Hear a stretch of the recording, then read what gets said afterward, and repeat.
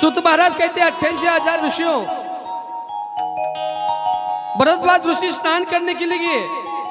पांडव के गुरु, उनका जन्म कैसे हुआ आपको कदाचित पता नहीं होगा। द्रोणाचार्य का जन्म कैसे हुआ? द्रोणाचार्य की मां नहीं है। आपको किसी ने पूछा धनुर्विद्या किसने दी थी पांडवों को? द्रोणाचार्य। फिर उनके माता पिता का नाम बताओ, कैसे बताएंगे? सुनो, सूत जी महाराज 88,000 ऋषियों को ज्ञान की गंगा सुनाते हैं कि भगवान जब प्रकट होते तो कैसे प्रकट होते, भगवान जब लीला करते थे कैसे लीला करते हैं। सारे ऋषि आतुरता में सुनने लगे, द्रोणाचार्य जी का जन्म कैसे हुआ बताइए ना। बोले महामुनि भरद्वाज ऋषि स्नान करने के लिए गए। महामुनि भरद्वाज ऋषि कौन है? माता गोदावरी के पति, जो नासिक से बहकर काकी नाड़ी में अर्थात समुद्र में जाकर मिलती है। कभी शिव महापुराण की कथा होंगी तो बताऊंगा सविस्तर कथा, माँ गंगा की, माफ करना गोदावरी की। वही महामुनि भरद्वाज ऋषि साधु संतों के बाद स्नान कर रहे थे, आंगुड़ कर रहे थे। स्नान होने के बाद साधु संतों के साथ जा रहे थे। उसी स्नान में एक दूर नवयुवती स्नान कर रही थी, गिरिताची नाम की अप्सरा। गिरिताची नाम की अप्सरा स्नान कर रही थी। जैसे स्नान करने के बाद बाहर निकलती, सारा अंग गीला हो गया था, शरीर प्रदर्शन हो रहा था। सब ऋषि आगे चल रहे थे, महामुनि भरद्वाज ऋषि अकेले पीछे थे। उन्होंने नवयुवती को, उस अप्सरा को देखा कि उनकी मन की वासना बढ़ गई। उच्च कोटि के संत होने के बाद मन में वासना निर्माण हो गई, उनका तेज वीर्य धरती पर गिरने लगा। महामुनि भरद्वाज ऋषि कहते मुझसे गलती हो रही, पाप हो रहा है। पेड़ पौधे में छुप गए और इतना बड़ा द्रोण तैयार करते हैं पत्तों का, और अपना खुद का वीर्य उस द्रोण में डाल देते हैं। द्रोण को बांधकर उस झाड़ियों में छुपा दिया। झाड़ियों में जैसे छुपा दिया, फिर से स्नान करने के लिए गए और भगवान को कहते प्रभु मेरी मति बाहर गई थी, मुझे क्षमा करो। एक नवयुवती गिरिताची नाम की अप्सरा मेरे नजर के सामने आ गई थी। फिर से शुद्ध होते, फिर से अपने कुटिया में गए। सूत महाराज कहते हैं 88,000 ऋषियों, महामुनि भरद्वाज ऋषि को अनेक दिन के बाद याद आया कि मेरा मन भटक गया था, मेरा वीर्य छुपाया है पत्तों के द्रोण में, झाड़ियों में छुपा कर आया हूं। महामुनि भरद्वाज ऋषि कोई सर्वसाधारण नहीं थे, महान तेज तपस्वी साधु थे, महान सिद्धि के दाता थे। उसी जंगल में जहां द्रोण छुपाया था मेरे माता पिता, उसी द्रोण को छुपाया था, उस झाड़ियों को एक साइड में करके अंदर चले गए। जो छोटा सा द्रोण था वो बड़ा हो गया। महामुनि भरद्वाज ऋषि कहते हैं ये छोटा सा द्रोण था तो इतना बड़ा कैसे हो गया? जैसे उस द्रोण को खोलने लगे, जैसे द्रोण खोलते हैं तो सूर्य जैसा तेज कांति पुत्र उसमें जन्म ले चुका था। जैसे ही जन्म लिया तो महामुनि भरद्वाज ऋषि ने उनका नाम द्रोण रखा। बोलिए द्रोण महाराज की जय हो। देखो संतों का, महापुरुषों का जन्म कैसे होता। भरद्वाज ऋषि अपने आश्रम पर ले गए, उन्हें विद्या ग्रहण की और एक बड़े धर्मात्मा के आश्रम पर डाल दिया, और वहां ये धनुर्विद्या में निपुण रहे मेरे माता पिता। पांडवों के गुरु, पांडवों को धनुर्विद्या सिखाने वाले, इनका जन्म कैसे हुआ? देखो कैसे विटंबना होती है संसार में, मनुष्य कैसे प्रकट होते हैं और संत कैसे धरती पर अवतरण होते हैं, महापुरुष कैसे धरती पर आते हैं। फिर भी इस महापुरुष ने अधर्म का साथ दिया, इसलिए इस महापुरुष का भी अंत हो गया। मेरे माता पिता मर गए। पितामह भीष्म बाल ब्रह्मचारी रहे, फिर भी बाणों की शैया पर पड़े। आखिरी सांस जब चल रही थी तब कृष्ण को याद करने लगे, कृष्ण मुझे दर्शन दीजिए, अंतिम दर्शन दीजिए नाथ, आपका दर्शन करना चाहता हूं। पांचों पांडव सहित दर्शन के लिए जाते हैं तो पितामह भीष्म कहते कृष्ण मैंने कौन सी गलती कर दी, बाणों की शैया पर पड़ा हूं, सारी जिंदगानी मैंने तो अच्छा ही काम किया। भगवान कृष्ण कहते हैं पितामह आपने भी 100 जन्म पहले पाप किया था। आप जंगल में शिकार खेलने के लिए गए थे पितामह, आपके पैरों में नोकीले जूते थे, इतने बड़े बड़े नोकीले जूते थे आपके। आप जंगल में चल रहे थे और वहां से एक दो मुखी सांप जा रहा था, सर्प जा रहा था। आप उस सर्प को रोनते रोनते रोनते चले गए, पैर की ठोकर मारते रहे। नीचे सर्प चिल्लाता रहा, ए महाराज नीचे देखो, मेरा अंग में आपकी जूती की नोक चल रही है। सांप लहूलुहान हो गया। फिर आपने किया, ठोकर मारकर कांटों की सिया पर फेंक दिया। उस सर्प के अंग में पूरे कांटे फंस गए। सर्प श्राप देता है, महाराज एक भी तुम ऐसे छेदे जाएंगे, ये हमारा श्राप है। दूसरा वर्णन ऐसा आता है कि पितामह भीष्म, जब आप 100 जन्म पहले बालक थे छोटे से, आपके हाथ में एक छोटी सी सुई थी, एक कीड़ा जा रहा था। ये दूसरा वर्णन है पितामह भीष्म के माध्यम से। एक छोटा सा कीड़ा जा रहा था, आपने उस सुई के नोक उस कीड़े के मुंह छेदने लगे। कीड़ा रो रहा था, कीड़ा तड़प रहा था। कीड़ा कहता है, बेटा मुझे क्यों रोन रहा है, मुझे क्यों नोका रहा है तू यहाँ पे, मैं तड़प रहा हूँ बेटा। मैं तुम्हें श्राप देता हूँ बेटा, एक दिन भी तू ऐसा छेदा जाएगा, जैसी करनी वैसी बरनी। पितामह को भी श्राप लगा था, इसलिए बाणों की सैया पर 6 महीने तक पड़े। उत्तरायण की राह देख रहे थे, माफ करना, दक्षिणायन में बाण लगे थे। 18 दिन का युद्ध हुआ था। आप कहेंगे कि 6 महीने कैसे पड़े? 18वें दिन तो युद्ध खत्म हो गया, फिर बाणों की सैया पर पड़े, तो उत्तरायण की राह देखने के लिए 6 महीने लग गए। उत्तरायण कब आएगा? क्योंकि उत्तरायण में मनुष्य को मुक्ति मिलती है। साल में 2 आयन आते हैं, एक दक्षिणायन और एक उत्तरायण। जो दक्षिणायन में मरता है वो सीधा चंद्रलोक जाता है, पुनरपि उसका जन्म होता है। पुनरपि जननी होने के बाद पुनः किसी न किसी माध्यम से उसका जन्म होता है, किसी पशु पक्षी के माध्यम पे जन्म होता है। पुनरपि जननम पुनरपि मरणम पुनरपि जननी जठरी शयनम। बार बार कई जन्म होता है दक्षिणायन में मरने वालों का, लेकिन उत्तरायण में मरने वाला सीधा भगवान के पास जाता है। ध्यान में रखना, उसे स्वर्ग मिलता है। इसलिए हम सबका मरण दक्षिणायन में नहीं होना चाहिए, पुनः नहीं आना है, मुक्ति मिलनी चाहिए। उत्तरायण में मरने की संकल्पना करो। जो उत्तरायण में मरता है वो सीधे भगवान की गोद में जाता है और भगवान को कहते हैं, प्रभु मुझे अंत काल में आपका दर्शन होना चाहिए। अनंत काले च मामेव स्मरण मुक्तवा कलेवरम। अंत काल में आपका चिंतन कर रहा हूं, मेरी गति मिलेगी क्या नहीं? भगवान कृष्ण कहते, मांगो क्या चाहिए? मुझे आपके चरणों में गति चाहिए प्रभु। भगवान कृष्ण कहते, मेरे चरणों से भी बड़ी गति देता हूं आपको। कृष्ण कहते हैं, मेरे चरणों से भी बड़ी गति है। पितामह कहते हैं, भगवान प्रभु भगवंत आपके चरणों से बड़ी गति नहीं है संसार में। बोले, हाँ, माँ के चरणों में गति होती है। मैं तुम्हारी माँ का आह्वान करता हूँ, गंगा का आह्वान करता हूँ, गंगा में जाकर विलीन हो जाता हूँ। माँ गंगा को आह्वान करते हैं और कंठ सूख रहा था। खुद माँ गंगा लोटा लेकर, मटका लेकर अपने देवव्रत अर्थात भीष्म को पानी पिलाने के लिए आ गई।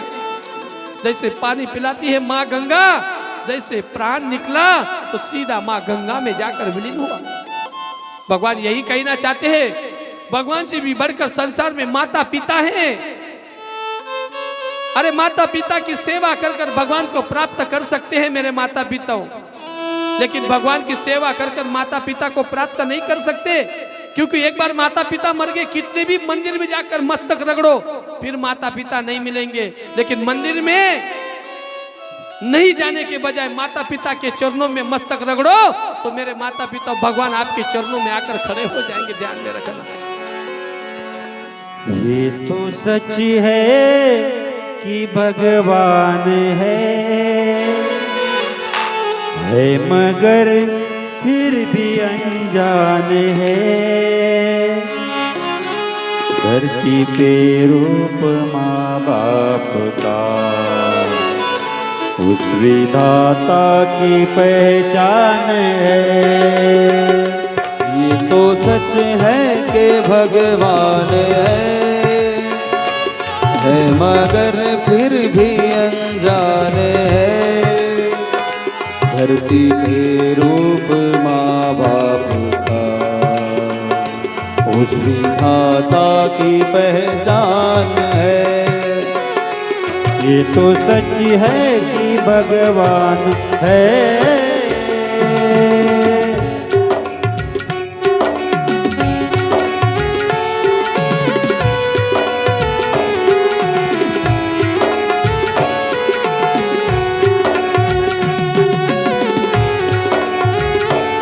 प्रेम से ताली बजाते हुए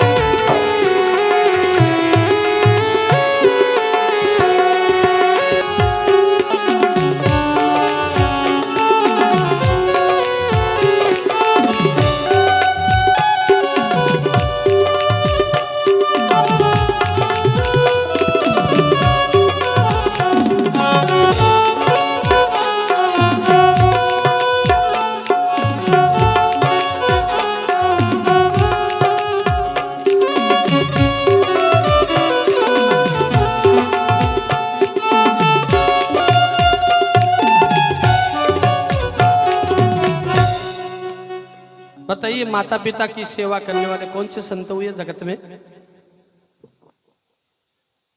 माता पिता की सेवा किसने की जगत में? श्रावण बा बताओ ना. ज्याने आई बापाचं सेवा केली, माय बाप, कोणाचं नाव आहे? नाही माहिती? बरं, उद्या कथा सांगेल मी. माता पिता की सेवा करने वाले एक ही धर्मात्मा जगत में थे, उनका नाम बताओ. बाद में बताएंगे, कल सविस्तर कथा बताऊंगा. बहुत कथा आगे जा रही बापू, थोड़ा अभी प्रमाण थोड़ा कम होगा, कथा लेके जाएंगे. प्रेम से बोलो राधे राधे, जोर से बोलना पड़ेगा राधे राधे. शाम मिला दे. जैसे ही मेरे माता पिता हो, पितामह भीष्म अपनी मां के चरणों में जाकर विलीन हो गए. पितामह भीष्म का अंतिम संस्कार करते हैं. पांडव अपने घर आते हैं. भगवान परमात्मा पांडव सहित मेरे माता पिता स्वर्ग आरोहण चले गए. यहां जैसे ही युद्ध खत्म हुआ, पांचों पुत्र मर गए. कृष्ण कहते, बुआ जी मुझे जाने की आज्ञा दीजिए ना, मुझे जाना है. कुंती मैया कहती है, कृष्ण मेरे पांचों पुत्रों को तूने जीवित रखा, तू मेरा भाई का लड़का है कृष्ण, तेरे बड़े अनंत उपकार हो गए. माता बुआ जैसे ही श्री कृष्ण के चरणों में गिर गई. भगवान कृष्ण कहते, मैया ऐसे क्यों कहते? मेरी माँ के समान है, मेरी बुआ है, तू आत्या है. नहीं कृष्ण, तू सर्वसाधारण नहीं है, जग का पिता है. अरे तू नहीं होता तो मेरे पुत्र मारे जाते बेटा. तो भगवान कहते, भगवान के आंखों में आंसू आते, बुआ जी मांगो क्या चाहिए? अरे भगवान आपको मिल जाएंगे तो आप क्या मांगेंगे? आप सुख मांगेंगे, लेकिन मेरी मैया सुख नहीं मांगती है. मेरी कुंती मैया कहते, कृष्ण मुझे जन्म जन्म तक दुख मिले यही चाहिए, बाकी कुछ नहीं. कृष्ण जी कहते हैं, मेरे मधुसूदन, मेरे बाके बिहारी कहते हैं, मेरे गोपाल कृष्ण कहते हैं, मैया मैं चाह कर भी मेरे भक्तों को दुख नहीं देता हूं. भगवान कृष्ण आनंद देने वाले भगवान है, मैं किसी को दुख नहीं देता. मैया तू दुख क्यों मांगती है? तब कुंती मैया कहते, सुख में सब साथी, दुख में ना कोई है मेरे राम. सुख में सब है, दुख में कोई नहीं आता है. हम फंसते हैं दुख में. सुख आता तो आपको भूल जाते हैं लोग, धन आता है तो भूल जाते हैं. हे कृष्ण मुझे कदापि सुख नहीं चाहिए, जन्म जन्म तक दुख चाहिए. इसलिए हमारे पास धन दौलत आ जाती है तो भगवान को भूल जाते हैं. जिस दिन संकट आता है, संकट पड़ता है तो भगवान के मंदिरों में जाते हैं. ये रीत है जगत की. इसलिए मैया रोने लगी, कृष्ण मैया मेरी द्वारिका सुनिए, मुझे जाना है. अर्जुन चले गए साथ. कुछ दिनों के बाद अर्जुन वापस नहीं आया. धर्मराज युधिष्ठिर कहते, अर्जुन क्यों नहीं आया? चिंता में आतुर थे धर्मराज. जैसे सामने देखा तो अर्जुन आ रहे. सुत महाराज कहते, ऋषियों अर्जुन जैसे वापस आया, अर्जुन ऐसा बेहाल हो गया. अर्जुन फूट फूट कर रोने लगा. धर्मराज युधिष्ठिर कहते, तू कृष्ण भगवान को छोड़ने के लिए गया था ना, क्यों रोता है? हमारे भगवान हमें छोड़कर चले गए. कृष्ण आनंद में विलीन हो गए. पांचों पांडव कुंती से विलाप करने लगे, हमारे कृष्ण ने हमें छोड़ दिया. रास्तों में आदिवासी लोगों ने हमारे ऊपर हमला कर दिया। 16,108 पत्नियों को साथ ले रहा था, आ रहा था। बेहाल हो गया, मेरे अस्त्र शस्त्र चल नहीं रहे थे भगवान के बिना। हमारे कृष्ण हमें छोड़कर चले गए। इसलिए पांडव कहते हैं हम भी संसार में नहीं रहेंगे, हमारे भगवान गए तो पांडव भी चले गए। पांडव भी चले गए, अनंत में विलीन हो गए। राजा परीक्षित तक कथा कल हमने श्रवण किया। राजा परीक्षित चक्रवर्ती सम्राट थे और कली के झांसे में आ गया। यहां तक हमने कथा श्रवण किया मेरे माता पिता कल। राजा परीक्षित कहते हैं, ए पापी कली, तूने गौ माता को, धर्म को मारा। क्यों? क्योंकि मेरा कलयुग का प्रवास शुरू हो गया है। मैं कलयुग में जो भी नाम का चिंतन करेगा भगवान तत्काल प्राप्त हो गया, हो जाएगा, चिंता ना करो राजा। राजा परीक्षित आनंदित हो गए, बोले नाम से? बोले हाँ। कली कहता है महाराज आप बड़े धर्मात्मा राजा हो, कृपा करके मुझे 4-5 स्थान दीजिए ना। राजा परीक्षित कहते हैं, अरे तुझ में बहुत सुंदर गुण है, इसलिए मांग ले। 5 स्थान कौन से मांगना चाहता है, मांग। महाराज मुझे ज्यादा बड़े नहीं चाहिए, जरा मदिरा होगी, शराब होगी, दारू होगी, वहां मेरा स्थान चाहिए। कली का स्थान देखो कहां कहां है। जहां वेश्या गमन होगा वहां मेरा स्थान चाहिए। आज वेश्या के माध्यम से कली का स्थान है। महाराज जहां सट्टा पत्ता चलता है वहां मेरा स्थान चाहिए। महाराज जहां तामसी अन्न होगा वहां मेरा स्थान चाहिए। अंडा, बोमिल, मांस, मछली में कली का स्थान है। महाराज जहां सोना होगा वहां मेरा स्थान चाहिए। सोना, आप सोना पहनते हो ना, सोना में स्थान चाहिए। ऐसे 5 वस्तु मांग ली कली ने। राजा परीक्षित ने कहा ठीक है मैं तुझे दे दिया 5 स्थान। आप कहेंगे महाराज सोना तो प्रत्येक लोगों के पास होता है, हर माताओं के पास सोना होता है, तो सोना में कली कैसा है? लोग तो कहते हैं सोना में भगवान है, लेकिन महर्षि वेदव्यास भागवत में लिखते हैं जहां कष्ट का सोना वहां कृष्ण, जहां हराम का सोना वहां कली बैठा है। जहां पाप का सोना, जहां अधर्म का सोना वहां कली बैठा है। चोरी मारी कर सोना लाते हैं ना, वो अधर्म का सोना। हमारा कष्ट का सोना है, उसमें कृष्ण बैठे हैं। ऐसे व्यास बाबा लिखते हैं। राजा परीक्षित ने स्थान दे दिया। राजा परीक्षित घर आ गया। घर आने के बाद जरासंध को मारने के बाद 5 पांडवों ने इतना बड़ा मुकुट सोने का लाया था घर में। देखो चक्र कैसा घूमता है मनुष्य का। जब चक्र घूम जाता है तो मनुष्य सुस्ता नहीं है। परिस्थिति कैसी बदल जाती है, मृत्यु कैसी नजदीक आ जाती है। वहां सूत महाराज 88,000 ऋषियों से कथा सुनाते हैं कि राजा परीक्षित देखो 7 दिन में मरने का श्राप कैसा लगा। चक्रवर्ती सम्राट को, धर्मात्मा सम्राट को 7 दिन में मरने का श्राप लगा। राजा परीक्षित अपने पुत्र जन्मेजय को कहता है, जन्मेजय मैं कल जा रहा हूं वन में शिकार के लिए। बेटा मैं सिंगार घर में जाता हूं, अर्थात खजीना घर में जाता हूं, तू कल मेरा अश्व राज्य से बाहर लेके आ, घोड़ा बाहर लेके आना, उसे तैयार करके रखना बेटा। भीम ने अधर्म से सोना लाया था, जरासंध को मारा था भीम ने, वो अधर्म का लाया। भगवान कृष्ण कहते हैं किसी की चीज मत लेके जा घर, लेकिन भीम ने माना नहीं, इतना बड़ा सोने का मुकुट ले आया घर। अधर्म का सोना हुआ ना।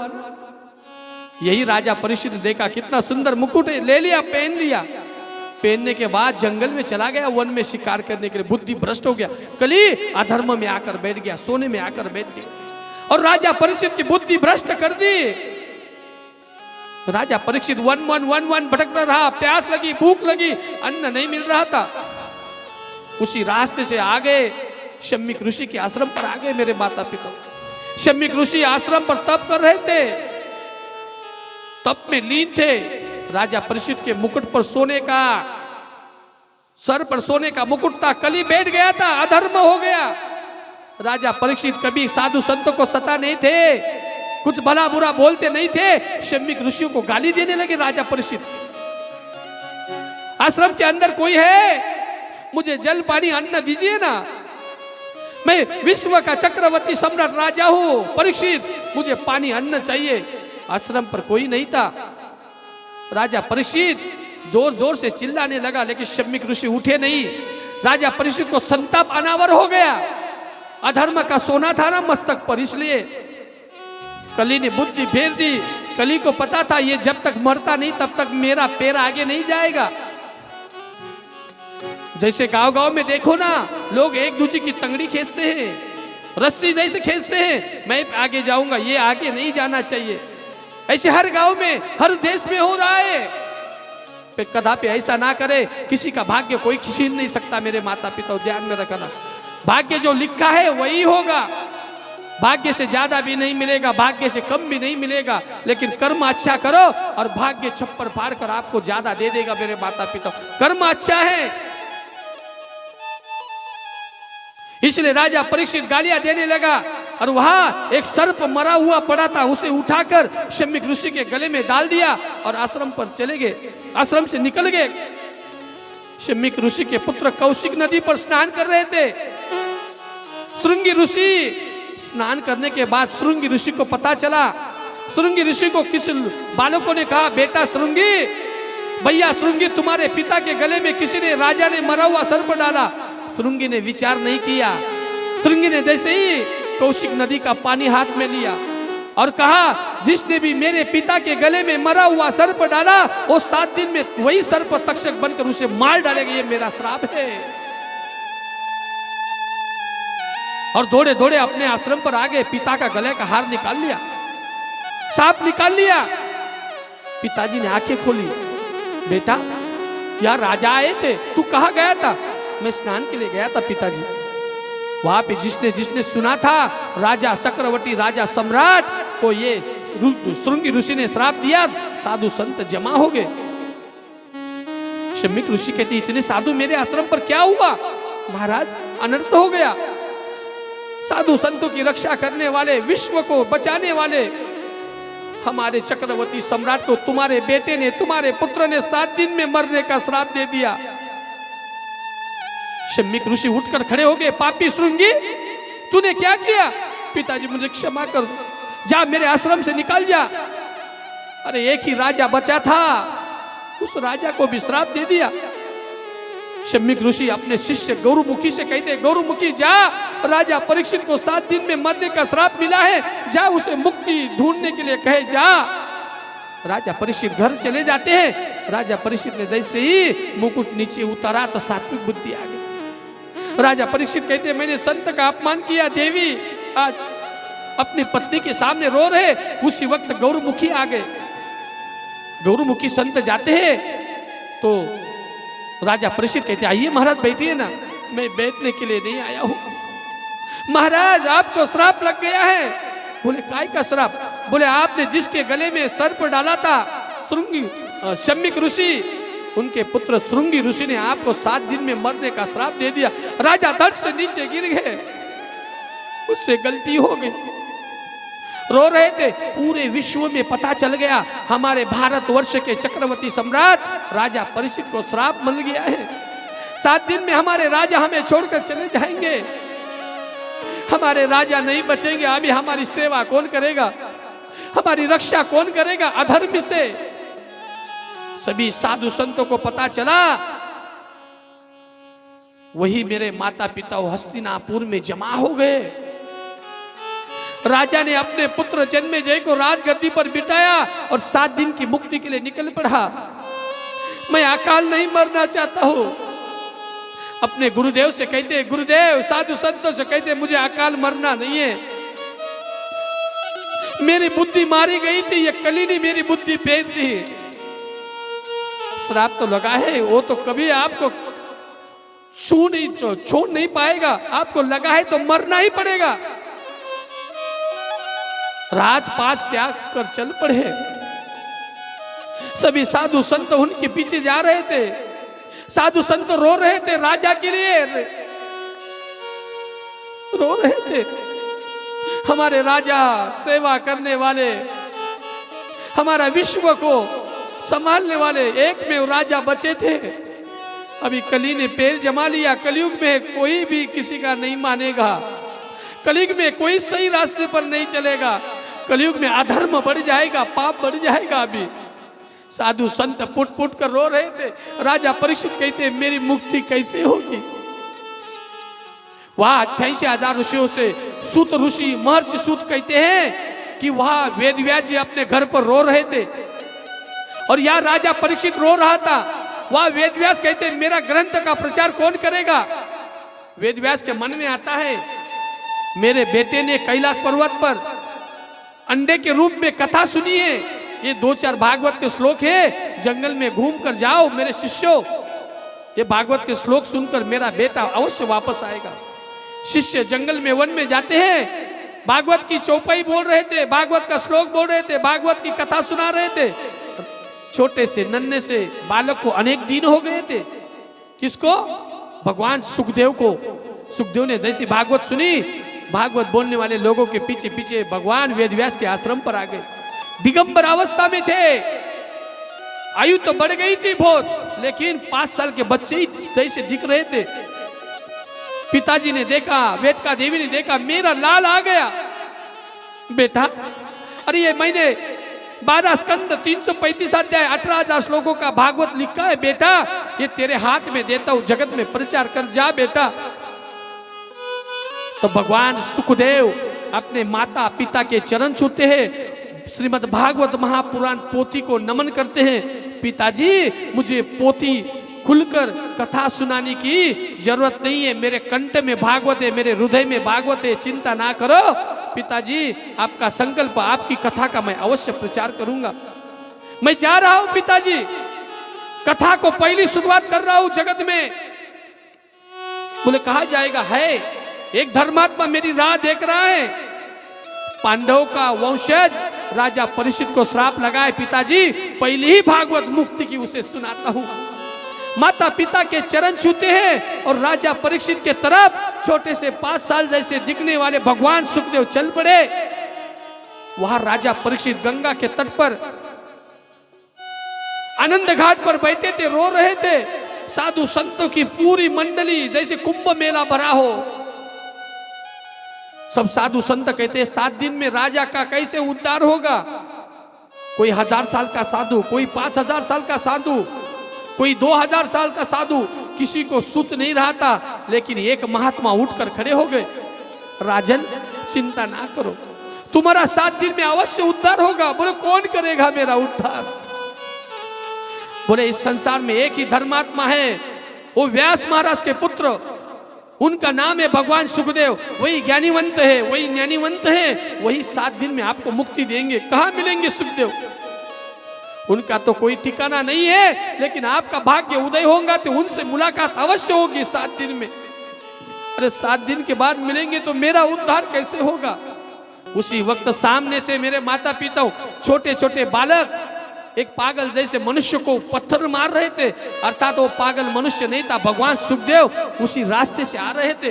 दिगंबर अवस्था में, नग्न अवस्था में छोटे छोटे बालक तो पत्थर मार रहे थे, फिर भी भगवान सुखदेव ने कुछ नहीं देखा। संतों के भीड़ में चले आए गए और जैसे 5 साल के दिख रहे थे, सभी साधु संत उठकर खड़े हो गए। एक छोटे से बच्चे को देखकर कोई दंडवत प्रणाम कर रहा है,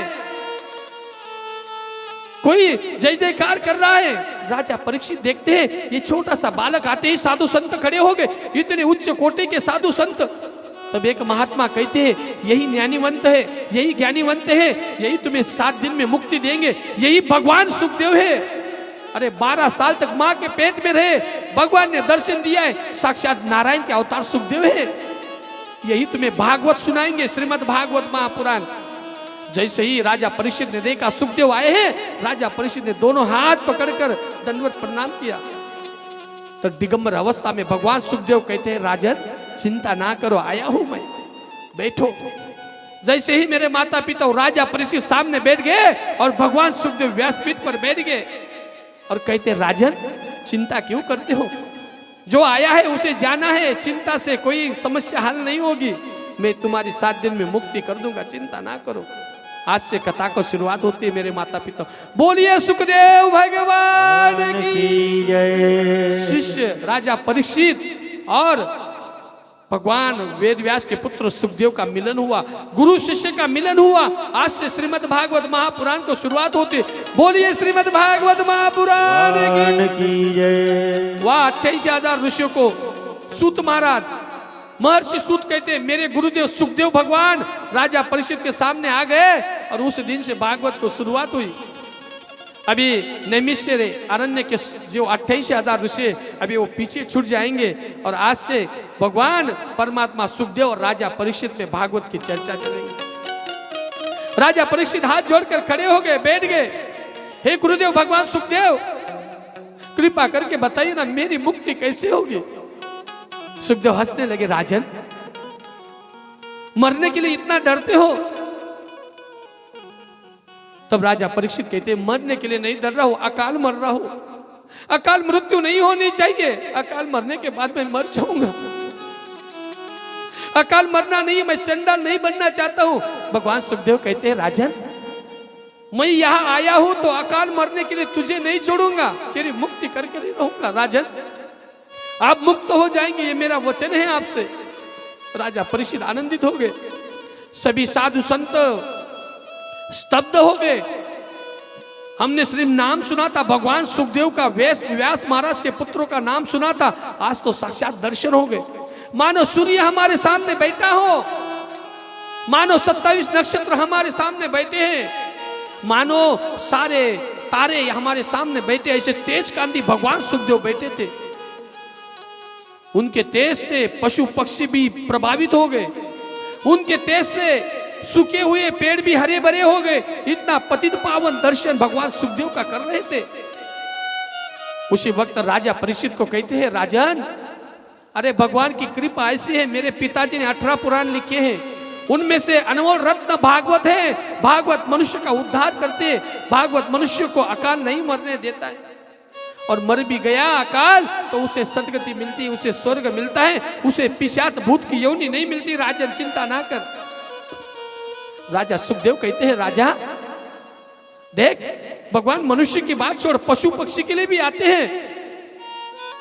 राजा परीक्षित कहते हैं, भगवान पशु पक्षी के लिए? बोले हाँ, मेरे पिता ने भागवत में लिखा है, मैंने भी बाबा भोलेनाथ के मुख से सुना है।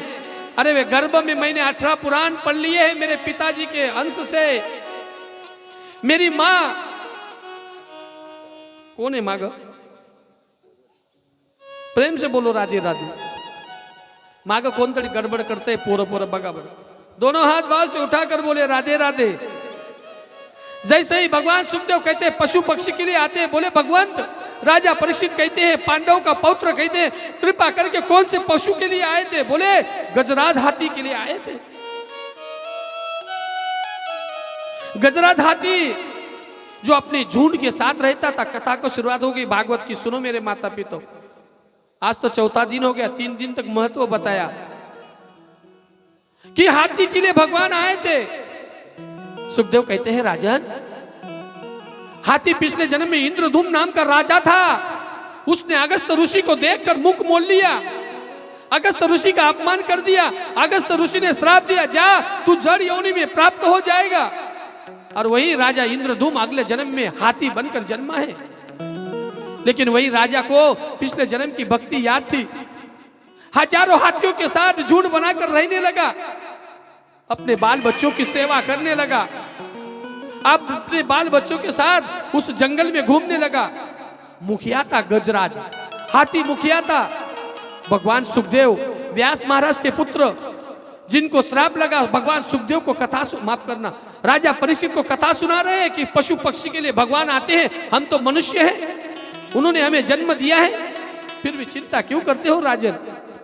सुखदेव कहते हैं, राजन जैसे ही इंद्रधूम नाम का राजा हाथी बना अगले जन्म में, तो अपने बाल बच्चों के साथ वन में जंगल में घूम रहा था। उस जंगल में अकाल पड़ा। अकाल पड़ने के बाद माता पिताओं उस जंगल में पानी नहीं था, सूखा हो गया। हाथी तड़पने लगे। सब हाथी कहते हैं, गजराज से आप तो हमारे मुखिया हैं, आप तो हमारे प्रमुख हैं, अरे पानी नहीं रहेगा तो हमारी उत्पत्ति रुक जाएगी। क्योंकि मेरे माता पिता पानी के बिना हाथी और हाथीनी दोनों का मिलन कदापि नहीं होता है। पानी नहीं होता है तो हाथी गर्भवती कदापि नहीं रहती है। रामचरितमानस में इसका वर्णन आता है, क्योंकि पानी के बिना हाथियों की उत्पत्ति रुक जाती है। इसलिए सभी हाथी रो रहे थे, क्योंकि त्रेता युग में मेरे माता पिता जब राम जी माता जानकी के लिए वन में रो रहे थे, जानकी मुझे छोड़कर कहां चली गई। उसी वक्त उसी जंगल में हाथी और हाथिनी क्रीड़ा कर रहे थे, भोग अवस्था में थे। भगवान के सामने आ गए और भगवान राम जी ने श्राप दिया, मेरी नजरों के सामने आकर आप भोग अवस्था में विचरण करते, मैं श्राप देता हूं, आपकी उत्पत्ति रुक जाएंगी। देखो हाथी जात को श्राप लगा था त्रेता युग में। सभी हाथी रोने लगे, हे प्रभु राम, आप तो पुरुषोत्तम हैं, आप तो सर्वज्ञानी हैं, आप तो भक्त वत्सल्य हैं, हमारी उत्पत्ति रुक जाएंगी तो हमारा सर्वनाश हो जाएगा। राम जी कहते मैंने श्राप दिया तो वापस नहीं होगा, लेकिन मैं तुम्हें कहता हूं, उत्साह देता हूं, तुम्हारा मिलन जब पानी में होगा तो तुम्हारी पत्नी, तुम्हारी मादी गर्भवती हो जाएंगी, जाओ तुम्हारी उत्पत्ति हो जाएगी, जाओ। इसलिए हाथी को श्राप लगा है, पानी के बिना उनका भोग नहीं होता है। पानी में भोग होने की वजह से ही गर्भवती होती है हाथी, अन्यथा नहीं होती है, ध्यान में रखना। इसलिए गजराज रोने लगा, कहा जाए। गजराज अपने पूरे झुंड को लेकर चल पड़ा। वरुण देवता का उद्यान था, बड़ा तालाब था, वहां चले गए। तालाब के आजू बाजू में बहुत घास था, गवत था, बड़े बड़े जंगल था, मुबलक पानी था। सारी हाथियों को लेकर अनेक दिन तक प्रवास किया। उस सरोवर में जाने के बाद सारे हाथी आनंदित हो गए, हंबरने लगे, नाचने लगे, गाने लगे, एक दूसरे के ऊपर पानी डाल रहे थे। सभी हाथी पानी में उतर गए, जल क्रीड़ा कर रहे हैं। और जैसे एक एक करके हाथी वापस आ गए। अकेले मुखिया पानी में खड़े थे। सब हाथी कह रहे, महाराज आप हमारे मुखिया है, इसलिए आज आपने दिखा दिया कि आपने हमारी रक्षा की है। सब घास खाने लगे। पत्नी बाहर निकल गई गजराज की, बेटे बाहर निकल गए। हाथी जैसे बाहर निकलने लगा तो जल से बाहर हाथी निकल नहीं रहा था। सुखदेव कहते हैं, राजा परीक्षित सुनो, जिसने सबकी रक्षा की वो दलदल में फंस गया, पानी में फंस गया, हंबरने लगा जोर जोर से। जैसे जोर जोर से हंबरता है, हंबरने के बाद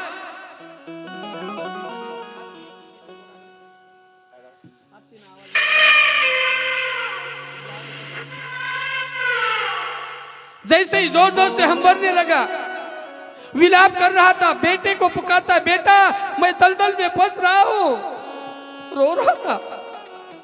हाथी रो रहा, पिछले जन्म का पाप देखो कैसा बढ़ गया, संतों का अपमान किया था। बेटा निकालने के लिए जाता है, फिर भी हाथी निकलता नहीं है। पत्नी आ गई, निकाल रहे, फिर भी निकलते नहीं है। काय रस रे बोमत मा घड़ी घड़ी तुमने आटे वाजन सुनो, काय रस रोज उठीन चालना जातस।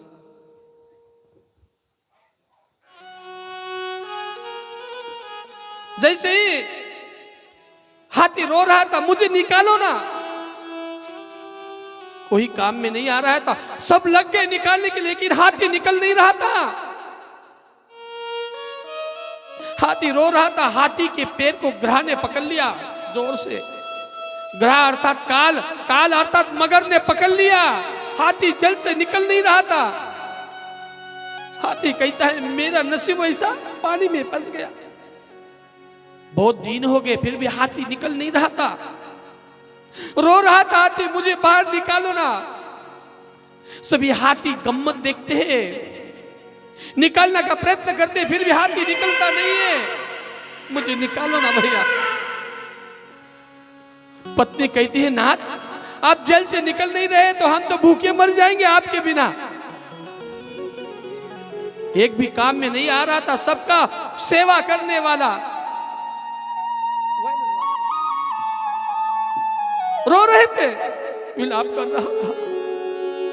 हे भगवान, हे प्रभु, जिन हाथियों की मैंने सेवा की है वो हाथी भी मेरे काम में नहीं आ रहे। पत्नी ने साथ छोड़ दिया, बेटों ने साथ छोड़ दिया। कथा सुनाते वक्त मेरे माता पिता और भाइयों, मुझे कहने की जरूरत नहीं चाहिए, जैसे करुणा प्रसंग आता है तो बजाते रहिए, बार बार कहने से मजा नहीं आता है। क्या फायदा, मैं जब बोलता हूँ तो आपको पता है कि करुणा स्वर महाराज बोल रहे, तो बजाते रहिए। मैं एक विनती करता हूँ आपसे। तो जैसे रो रहे, रोते रोते बेहाल हो गए हाथी कि भगवान मैंने कौन सी भूल कर दी है, मेरे साथी मुझे छोड़कर जा रहे हैं। कोई भी काम में नहीं आ रहा था। पत्नी कहती है आप दलदल में फंसे, बेटा कहता आप दलदल में फंसे, आपके वजह से हम भूखे मर जाएंगे क्या? आप मरेंगे तो हम भी मरेंगे, आपका इतना ही लिखा है तो हम साथ नहीं दे सकते। बेटों ने साथ छोड़ दिया, पत्नी ने साथ छोड़ दिया। गजराज कहते हैं ए रानी रुकना, बेटा रुकना, कोई भी रुकने के लिए तैयार नहीं था। सुत महाराज कहते हैं 28 आज माफ करा। सुखदेव कहते हैं राजा परीक्षित, गजराज की साथ छोड़ दी सबने, पशु होकर उसको पिछले जन्म की थोड़ी सी भक्ति याद थी, भगवान का धावा करने लगा। हे प्रभु, हे अनंता, जिन लोगों की रात रात मैं जागरूक रहकर सेवा की, उन्होंने मेरी साथ छोड़ दी। जिन बच्चों को मैंने जन्म दिया, उन बच्चों ने साथ छोड़ दी। जिन पत्नी की सेवा मैंने की, उस पत्नी ने मेरी साथ छोड़ दी। मेरे रिश्तेदारों ने मेरी साथ छोड़ दी।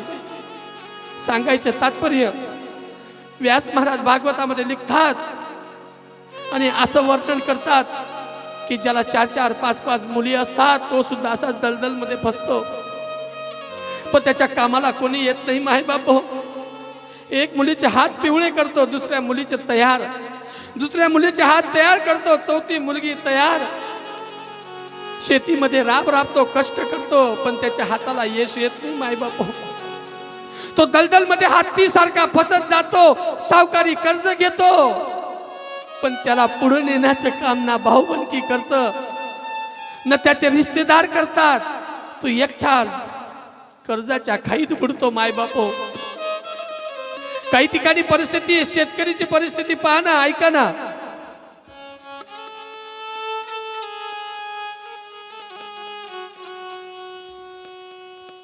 शेतकरी राबतो, पण त्याला मोल मिळत नाही, मुलीचं लग्न करावं लागतं। माझ्या मुलीचं नशीब चांगलं निघावं, माझ्या मुलीला चांगला नवरा मिळावा, सावकाराकडनं कर्ज घेतो, कर्ज बाजारी होतो, पण त्याचं कर्ज फिटत नाही। माय बाप हो, पण काही मुली शहाणे असतात, बाबा आमचं लग्न नाही झालं तरी चालेल, पण तुम्ही चिंता करू नका ना बाबा। पण बापाचं परम करतो, आईचं परम करतो की माझ्या मुलीचं पिवळे हात झाले पाहिजे, पण कर्जाच्या डोहामध्ये बुडलेला त्या माणसाला, त्या शेतकरीला उचलण्यासाठी, त्याला ताडण्यासाठी कोणी पुढे येत नाही। माय बापू, आजपर्यंत तुम्ही पाहिलं असेल शेतकरी पुढे आलाय का?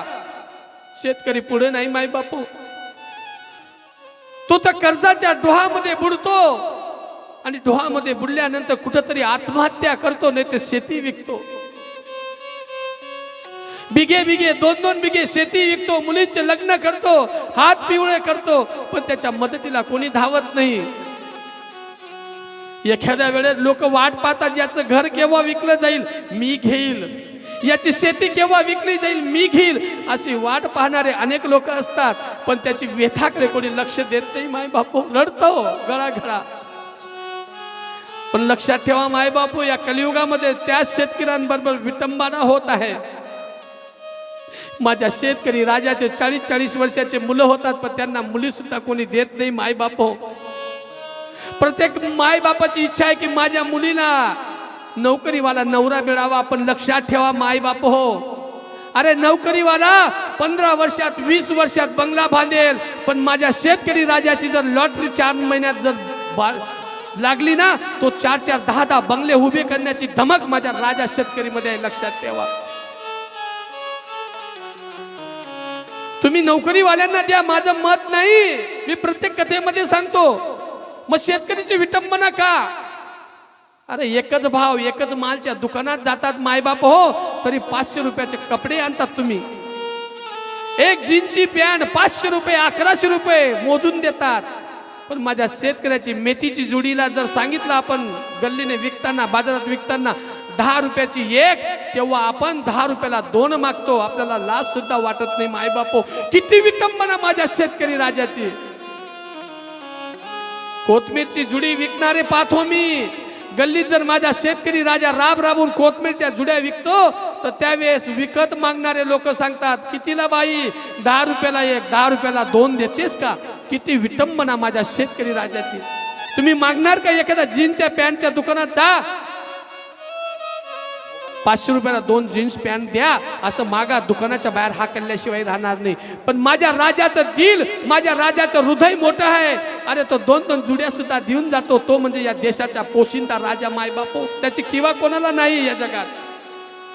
आमदाराची सेवा करतात, पुढाऱ्यांची सेवा करतात, पुढाऱ्यांना फुलार घालतात. याची पूजा कर, त्याची पूजा कर. कधी माझ्या शेतकऱ्याची पूजा तुम्ही केली का? सांगा ना. या जगामध्ये माय बापो दारू विकणारा अब्जपती आहे. या जगामध्ये गुटखा विकणारा अब्जपती आहे. पण जगाला अन्न धान्य पुरवणारा माझा शेतकरी कंगालपती झाला आहे. आणि त्याच्या मुलांना मुली सुद्धा मिळत नाही. किती शोकांतिका माय बापो. काय पाप केलं माझ्या राजाने? तुम्हाला अन्न धान्य पिकून खाऊ घालतो म्हणून.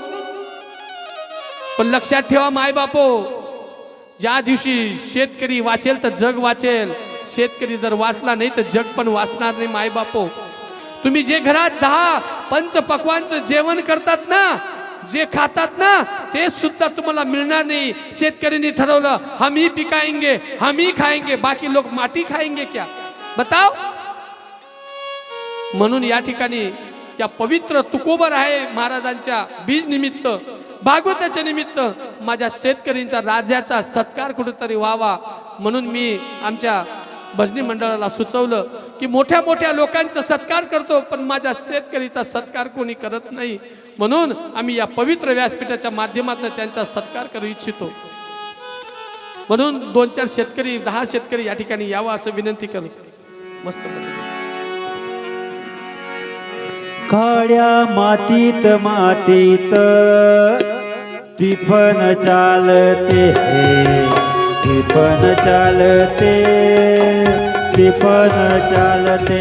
काळ्या मातीत मातीत चला शेतकरी टिफन चालते, टिफन चालते, टिफन चालते. ईज थाय नाचते, ढग ढोल वाजवितो, ढोल वाजवितो, ढग ढोल वाजवितो.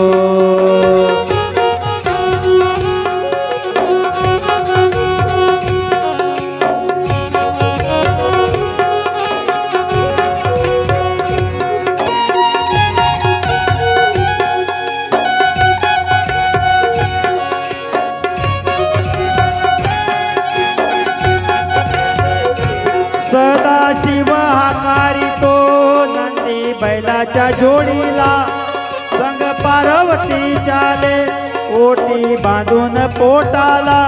सरीवर सरी येती माती न्याती धुती होती, कस्तुरीच्या सुवासिनी भूल जीवाला पडते, भूल जीवाला पडते. वाट रागोची पाहते, रागोची पण हात तो मैना वाटोळ पाहतो. काळ्या मातीत मातीत टिपण चालते, टिपण चालते, टिपण चालते.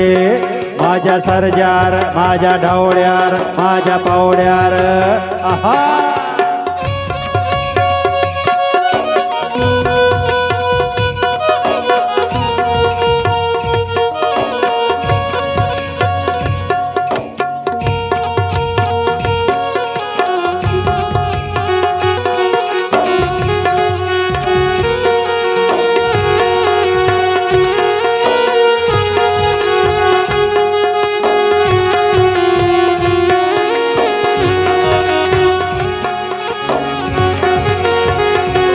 जोडी झाडाला बांधूनी राबते मावली, तिथे जोडीच्या वरते झाड फुलाची सावली.